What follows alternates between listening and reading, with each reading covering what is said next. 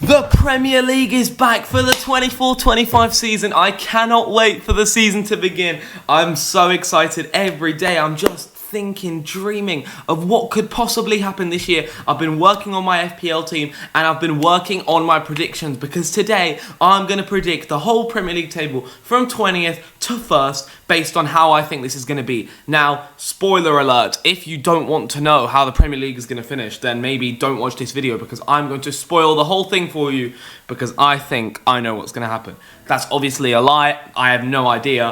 This is just a prediction. Let's see how it goes. These could either age really well or age absolutely terribly, these predictions. I'll also be predicting the top goal scorer, the top assister, the player of the season, and the manager of the season at the end.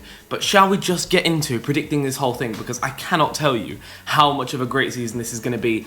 We're approaching the opening game week, which is always my favourite because you have no idea and anything can happen and you can dream, you can visualise your team. I'm just thinking, what could Liverpool be doing this year? We're not signing absolutely anybody, so that's something I'm going to get to later, but I'm dreaming of a potential Premier League win, even though it's extremely unlikely. Anything is possible before a ball is kicked, and that is what I'm thinking right here. But I think my predictions aren't too bold. So let's start with number 20.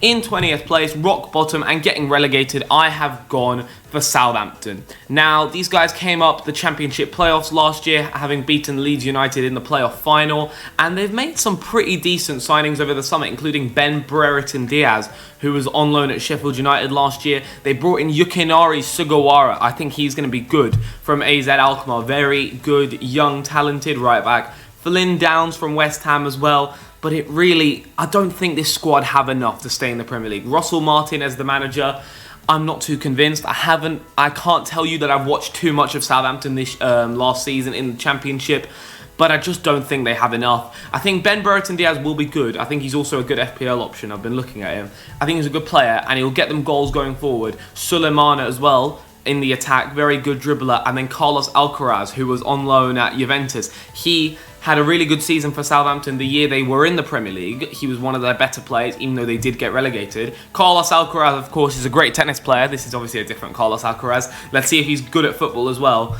But I think Southampton might have a chance of staying up, but I just don't think so. I think that they're going to be finishing 20th. I just don't think they have enough. In 19th place, I've gone for another promoted team, and that is Leicester City. Now, these guys are a bit unlucky because obviously they lost their manager Enzo Maresca to Chelsea, and the whole style of play was because of him, and now he's gone to Chelsea. Things are going to change for Leicester, and they've also lost a few players. They've lost Kiernan Dewsbury Hall, who was one of their key players last season, had a really, really good season in the Championship. I believe 12 goals and 14 assists. Really, really good box-to-box midfielder. He's also gone to Chelsea. Who have they brought in, you may ask? Facundo Buenanote on loan from Brighton. That is a good deal. He's another young up-and-coming winger, and I think he can do a job at Leicester. Okoli from Atalanta. I've heard good things. I can't say I've watched him too much, but apparently he's meant to be good to come in and boost up the defence. Bobby De Cordova-Reid has come in on a free from Fulham, and they've also made Fatawu's loan permanent, and he was a big player for them in the Championship. But I just don't see Leicester staying up, losing their manager and potentially their best player as well. They are also rumoured, and Fabrizio I think has just confirmed it, that Adam Hložek, the Czech player from Bayer Leverkusen, will be joining Leicester City. Listen, I know Hložek a lot from Sparta. He's a really good player, but it hasn't quite worked out at Leverkusen. I really hope he gets game time and he finds his form at Leicester because he's very talented. Maybe could be someone to watch out for Leicester. Obviously, Jamie Vardy is there. Patson Daka, Mavididi, I'm expecting him to maybe do something. It was him and Fatawu on the wings for the Championship for them. Wout Faes. I just think the squad is very... I don't think it's good enough to stay in the Prem. With looking at the teams that I have finishing above them, I think they just have more in them. And also the manager, Steve Cooper. He's a good Championship manager. Don't know about the Prem. 18th place, I have gone with Ipswich Town. Now, obviously, it's a miracle that they're here. They got from League One to Championship, now into the Prem. Great job by Kieran McKenna. And I think they're a team that a lot of people are looking forward to watch in the Premier League. Like, how are Ipswich going to look? Because McKenna, very, very young, again, a very young up-and-coming manager, manager. He's already been wanted by some bigger clubs. Let's see how he does in the Premier League. Hopefully it's not another company thing where just the style of play from the Championship doesn't transfer over to the Prem, but I don't think it'll be that. I think Ipswich will get relegated. That means for the second year in a row, all three newly promoted teams to go straight back down. I just think right now the gulf between the Prem and the Championship is huge, but I think Ipswich are going to put up a really, really good fight. I think they're going to have a good season. They've signed Liam Delap, they've signed Connor Townsend. These feel like very much Championship level players. I don't know whether they're good enough for the Prem. Muric as well as a goalkeeper, but again, that feels like a Championship signing. It feels like Ipswich are plotting to go down and come straight back up, hopefully next time with a much better squad. Let's see if they can keep hold of McKenna at the end of the season. If they do get relegated, it could be tough, but I think it'll be close. I don't think they're going to finish bottom. I think they'll put up a good fight, and people are going to want them to stay in, a bit like Luton, but they're going to get relegated. And then in 17th, I have gone for the team that nearly got relegated last year. They finished 16th, and that is, of course, Brentford. Now, these guys have just brought in a new striker, right? Because there's rumours of Ivan Toney going. It looks like he's going to stay. They brought in Thiago Rodriguez for 30 million from Club Brugge. Had a great season last year, but he's injured and he's out till the new year. They've brought in Fabio Carvalho from Liverpool. Again, I was sad to see him go because he's a young, talented player, and I think he could do bits for Brentford. We'll see how he does. I really wish him the best, and I think he's going to do a good job. Thomas Frank is a good manager, but the squad overall, especially if they do lose Toney, they could be in trouble. This is the issue whilst you're predicting before the transfer window closes. I think they'll scrape through. I really think they'll scrape through because I feel like the teams above them have strengthened their squads better. I think they're going to finish 17th. I think they're going to survive.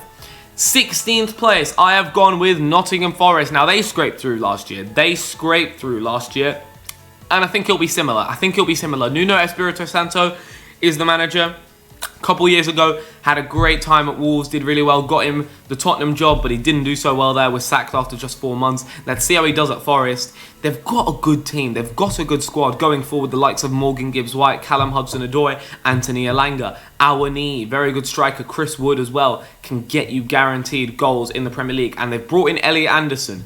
Newcastle fans have been saying that Elliot Anderson is a very, very good player. I'm looking forward to seeing him this year because the things I've seen from him, he's looked all right. Let's see how he does. 35 million. Nikola Milenkovic from Fiorentina, the Serbian centre-back. This guy is good. From what I've seen from him in the Conference League and stuff like that last year, he's a very, very good player. He's going to bolster that defence.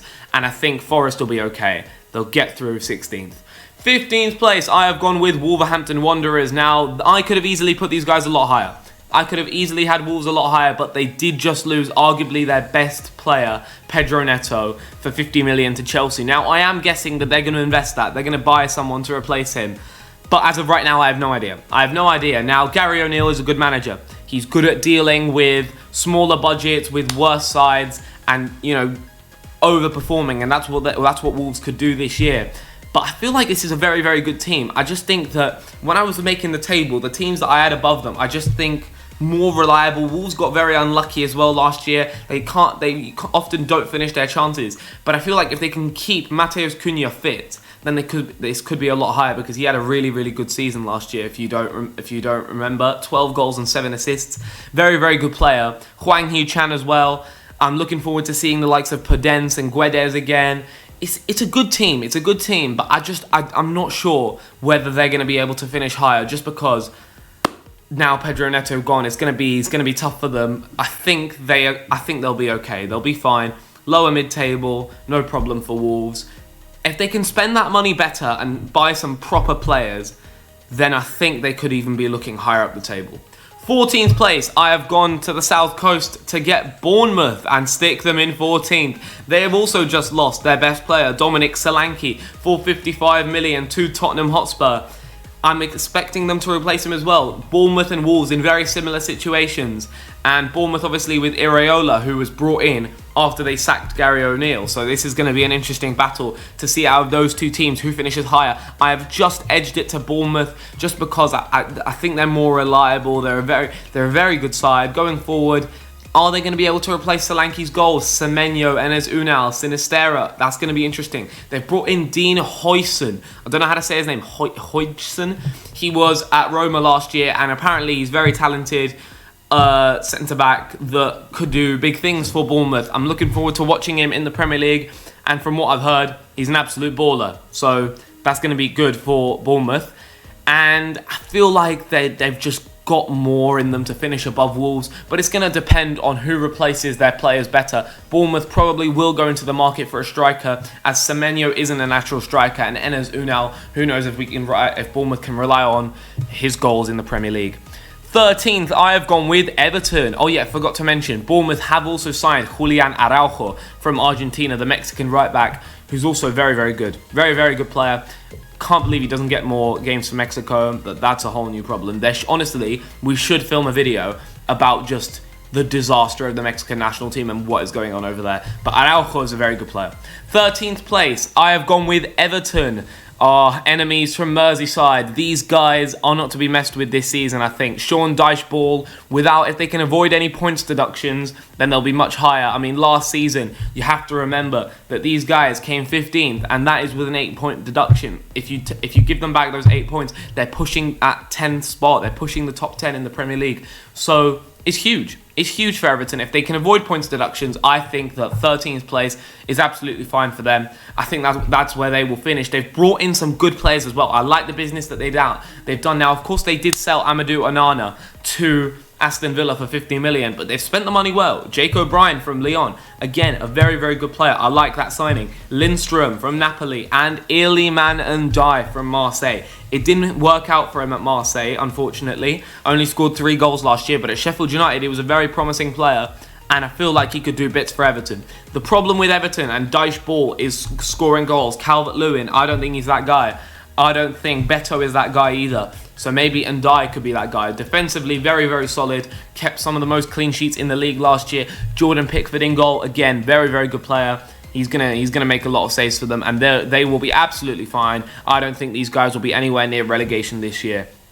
In 12th place, I have gone for the Cottagers, Fulham Football Club. And they also have lost one of their key players, maybe their best player, in Joao Palhinha for 45 million to Bayern Munich. So you can see a common theme here. Solanke, Pedro Neto, Onana, Palhinha, these smaller clubs are getting pillaged. The big clubs have come in and they've just taken the player like that, paid a huge amount of money. Now it's about how Fulham will invest that. Now they've invested it, in my opinion, very, very well by getting themselves Emile Smith-Rowe from Arsenal. He's already scored 2 goals in pre-season. Remember how highly he was touted a couple years ago. I think he's going to do bits for them. He's a good FPL shout as well, so watch out for that.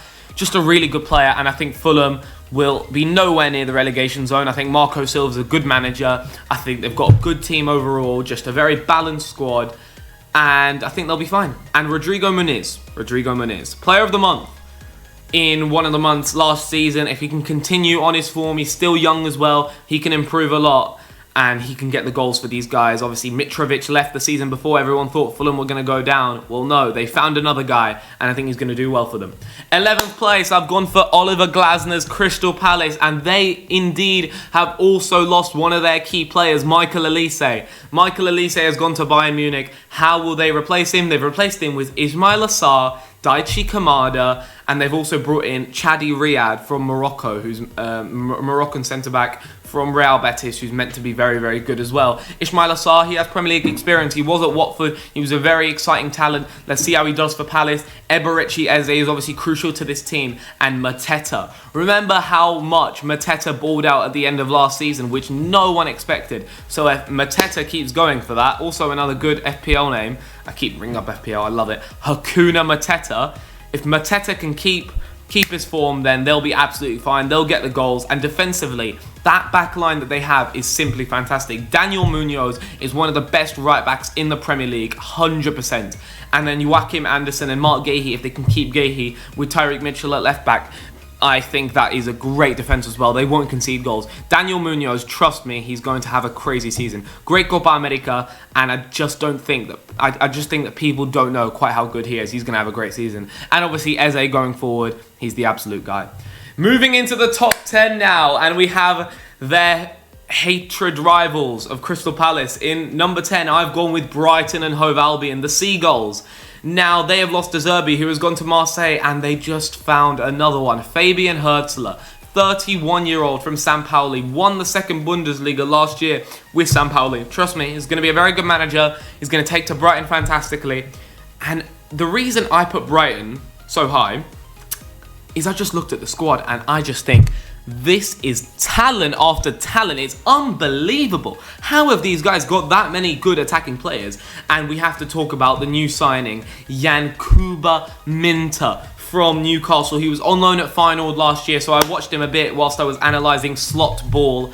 And this guy's absolutely unreal. He's a fantastic player. He's going to do a lot for Brighton this year, and you add that to Kaoru Mitoma, to Joao Pedro, to the likes of Simon Adingra, to Sarmiento. It's just going to be a really, really good team. Valentin Barco is a good left back as well. While Estupinian's out, he will do just fine out there. And I just think that Brighton, you take someone from them and they come back straight away and they find someone else to replace him, and he's just as good, if not better. So this is just a really reliable club, and let's not even forget the signing of Mats Wiefer, also from Feyenoord, from Arne Slot's team. Really good defensive midfielder, a position that I think that Brighton are slightly missing. Now, obviously, Pascal Gross is gone. That's going to be a bit of an issue for them. He was crucial for them.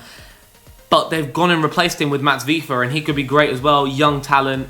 Well, not easy. He's like 24, I think. Great player. So I think Brighton will be absolutely fine. They obviously could finish lower down. They had a lot of injury problems last year, and we don't really know. You see, it's a lot about luck. It's about how lucky you get with injuries and stuff like that. Are these signings going to work out or not? But I'm liking what I'm seeing from Brighton. I'm liking what I'm seeing, and I think 10th place. In 9th, bit of a shock, gone with Chelsea. Now, this is big. This is a big claim, because a lot of people... I've seen a lot of people put Chelsea high. I've also seen people put Chelsea considerably low down, similar to where I've put them. Now, they've obviously signed more players. Pedro Neto, Philip Jurgensen, the goalkeeper, Kiernan Dewsbury Hall from Leicester, Adebayo from Fulham, and Mark Guehi from Barcelona, just to name a few. They have got an incredibly big squad. Just so many players. And Enzo Maresca, new manager, obviously, from Leicester City. The pre-season's been tough. It's been very tough. And they've got so many players, spend so much money. But I've got to be honest with you, I don't think many of them are that great. Palmer's great, Caicedo is great, I think Pedro Neto is very good. And that's about it. I think the rest of them are very, very average. I don't know about Nkunku yet, if he can stay fit. Reece James, can he stay fit? Fofana, can he stay fit? I have no idea what Chelsea are going to look like this year. And I think they might struggle. I don't know whether Maresca's the right man. Nothing tells me he's the right man. A scattergun approach to transfers. I don't like what I'm seeing from Chelsea, and I think it's going to be 9th place. 8th place, a bit of a drop down. I've gone with Aston Villa. Now, I think they're going to suffer from the Newcastle effect, as you can call it. Champions League football now for them. It's going to be really, really tough. I don't know whether they have a necessarily big enough squad for that. They've brought in Onana, of course, but they did lose Douglas Luiz, so I don't know about that either. I just don't know. I really don't know what to expect from Villa this year, because in pre-season it hasn't been that great either. You know, they've only won 2 pre-season games really. Well, they beat Warsaw and Spartak Trnava and then Athletic Bilbao, but they lost to a lot of teams. I don't know what it's going to be like now with Champions League football. It's going to take its toll on the squad, and I think it's going to be 8th place for Aston Villa, which wouldn't be a bad finish. 7th place, I've gone with West Ham United. These guys have overhauled the squad. They have overhauled the squad. They have signed so many players, and I like every single one of them.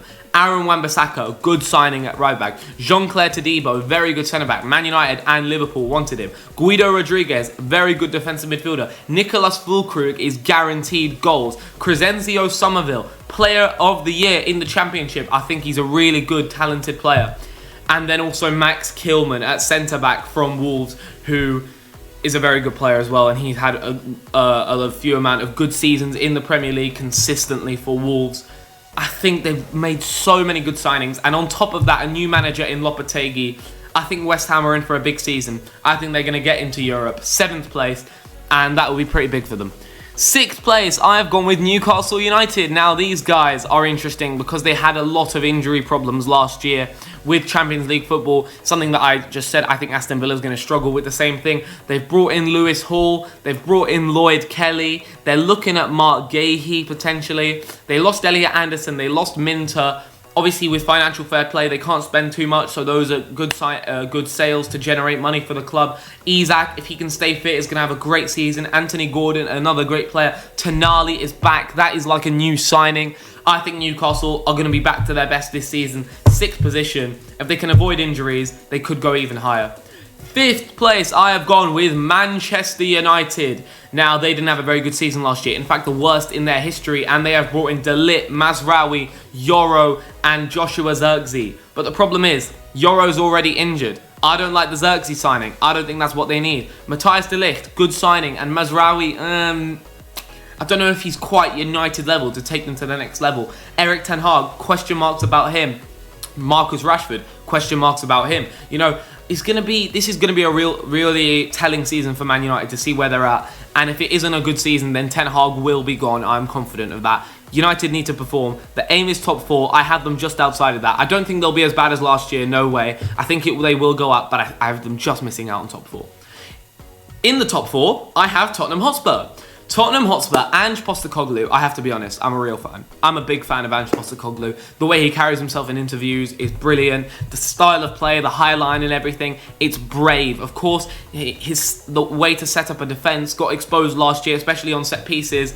And the defence, individually, player for player, Udogie, Porro, Romero, Van de Ven, is fantastic. If Postecoglou can get them, you know, to play as a unit, I think they'll be absolutely fine. Now, the thing is, with a lot of these clubs, with Liverpool, with Spurs, with United, with Arsenal, with Chelsea or whatever, and Villa as well, there's a lot of these teams all fighting for those similar positions, haven't really overhauled the squad, right? So, most of them is just 1 or 2 real signings. So now, they've got the same team as last year, so I'm expecting things to be very similar to last year. Now it's down to the coaches. Coaches, please coach.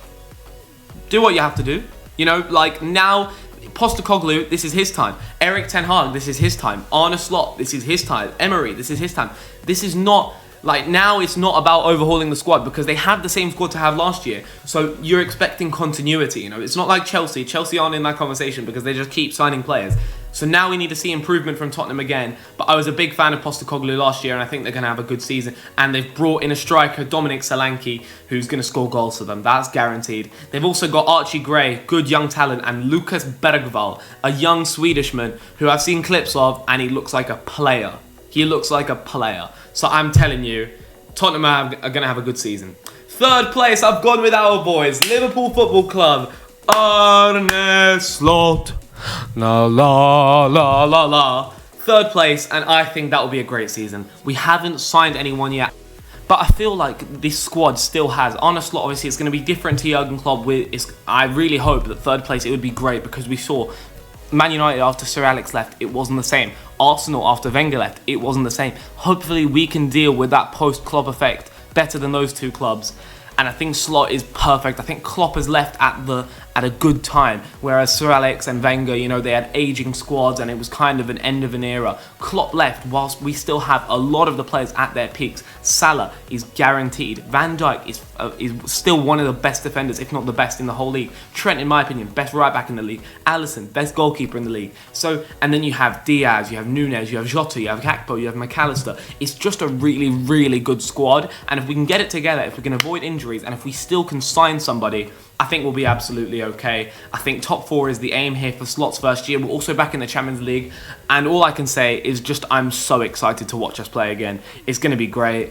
I don't want to be too optimistic. I don't want to be too pessimistic. I think 3rd place, that's what I'm feeling right now. And the pre-season has been really, really good. So that's my feeling. With Liverpool, 3rd position. Who's going to win the league? City for a 5th time in a row, or Arsenal for the first time in 20 years? And until somebody dethrones this Pep Guardiola City team from their 4 in a row, obviously Jurgen Klopp and Liverpool did it in 2020 with the 99-point season. I don't see Arsenal reaching 99 points, especially because, in my opinion, what Arsenal are missing is a big gunman up front. So that is why Manchester City are going to be winning the Premier League again. And this is unless any...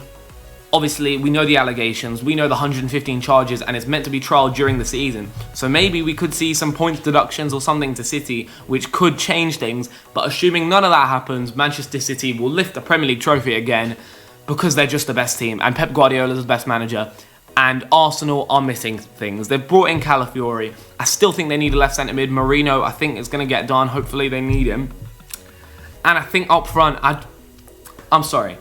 If you're sitting here and telling me that the front three of Saka, Havertz and Martinelli is good enough to dethrone Pep Guardiola City, then I have to be honest with you, I don't think so. Until these guys prove me wrong, until Martinelli, Havertz and Saka can really show that they're good enough. As of right now, I could be proved wrong, of course, but as of right now, I just don't see it. I think that the front three that Liverpool had was Salah, Mane, Firmino. That is unbelievable, and that is what dethroned Manchester City. These three, I don't think is good enough. I think let's say, I mean, there were talks of Rodrigo earlier in the window, and there were talks of Osimhen. Let's say you get both of these two. Obviously, that's going to cost a lot of money. Not going to happen this summer, probably. But let's say a front three is Saka, Rodrigo, Osimhen. I would put Arsenal to win the league. It doesn't even have to be that good. But I just think there needs to be more. I don't know, Martinelli last season wasn't great, and Kai Havertz is just so unreliable. So City to win the Premier League. Top goal scorer, Haaland tiembla, Kukurea. Yeah, I think this is a given. Erling Haaland should win the Golden Boot because he is just the best goal scorer in the league. And if he stays fit, I don't see anybody else dethroning him. He will win the Golden Boot. Top assister, I have Martin Odegaard. I believe he had the most expected assists in the league last year. I think Arsenal, obviously, I have them second. They're going to be right up there. He's going to have a good season. He's a really, really good player. And he's the creator in that team. He takes set pieces as well. So he's going to win the best playmaker award, and for me, player of the season will go to Rodri because, I mean, does anything more need to be said? He's the most influential player. I might, literally take him out of City and the things completely change, and the way he stays fit, and so he's always there. This is one of the main reasons why I have City winning the league again, because he's just that good. And best manager award, if City are going to win the league, then I feel like I'm just going to give it to Pep Guardiola. I feel like that's the safest bet. And that is my Premier League predictions for the 24-25 season. Thank you for watching till the end. Drop a like on the video, subscribe for more, and I'll see you guys next time.